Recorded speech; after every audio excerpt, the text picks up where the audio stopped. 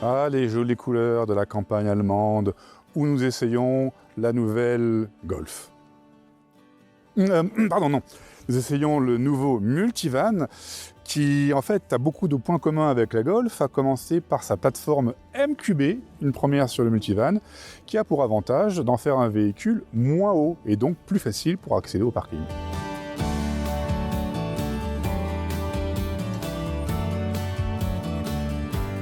Oh, les jolies couleurs orange. En fait, elles ne sont pas là juste pour décorer. Ça indique que nous avons ici affaire à une version électrifiée. En fait, une version hybride rechargeable.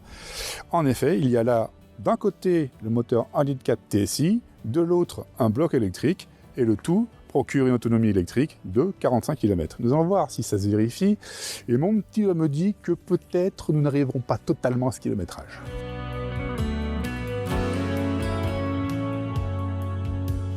Bonne surprise à bord du nouveau Multivan, le siège est très confortable, il se dote d'une longueur d'assise réglable, toujours agréable pour les grandes guibolles sur long trajet. Ensuite, devant soi, on retrouve l'instrumentation entièrement digitale, inaugurée par la Golf 8. Devant soi donc un combiné TFT, là un écran multimédia qui cette fois n'est pas tombé en panne, il se révèle même très agréable à utiliser, très fluide. Globalement, le design est moderne et plaisant et même plutôt léger, moi j'aime beaucoup. J'aime en revanche moins la finition qui reste un petit peu typée utilitaire. Tous les plastiques sont bien durs, ici comme ici. L'assemblage est bien, mais pas au millimètre. Néanmoins, on se console avec tous les rangements, une boîte à gants supérieure, une boîte à gants inférieure, un rangement ici comportant des porte-gobelets, et même un chargeur de smartphone à induction qui permet d'utiliser le CarPlay sans fil.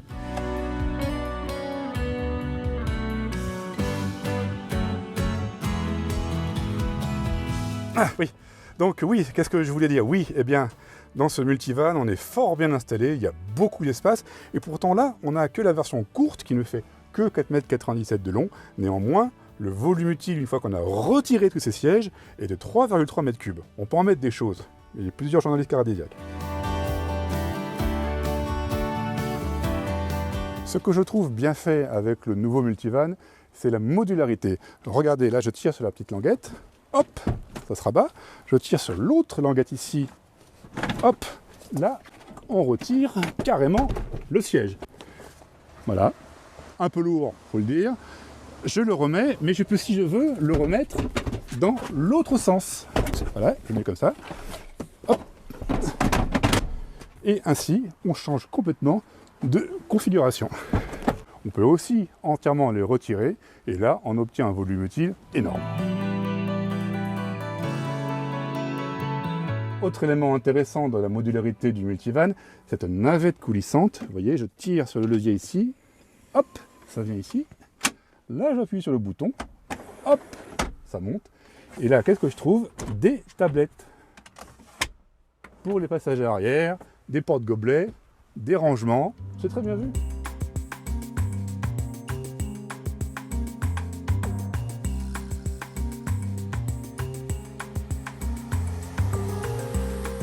Dynamiquement, le nouveau Multivan constitue plutôt une bonne surprise.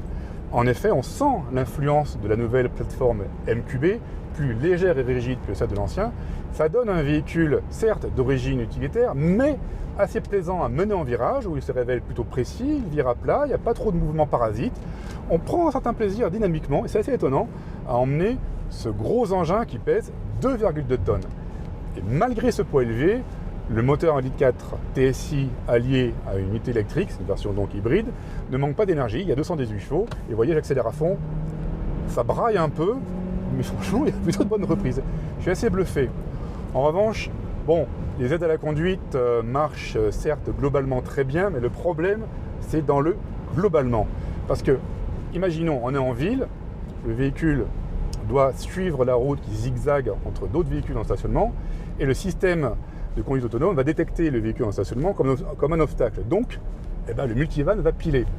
C'est un peu bizarre, c'est pas grave, on maintient le pied sur l'accélérateur et on repart. D'un autre côté, on peut arriver en ville derrière une file de voitures arrêtées en plein milieu de la voie, et là il ne la voit pas, il continue à rouler normalement. Et là il faut piler, vraiment, ça m'est arrivé vraiment au dernier moment, c'est assez surprenant. Il y a un petit progrès quand même à faire au niveau du paramétrage, donc des aides à la conduite.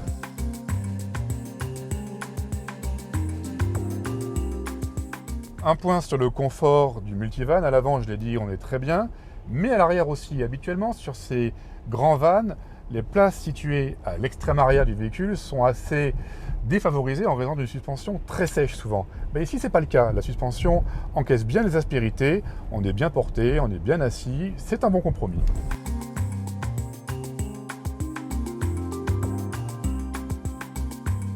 Et au final, je dois dire que je suis plutôt convaincu par ce multivan de nouvelle génération.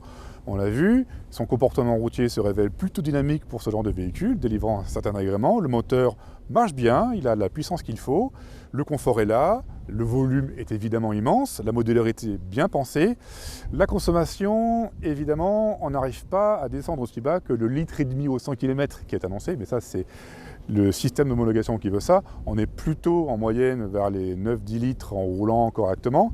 L'autonomie électrique, on est arrivé à un peu plus de 30 km, mais on est parti avec seulement 88% de batterie, donc les 45 km affichés par le constructeur semblent réalisables. Ça, c'est un bon point.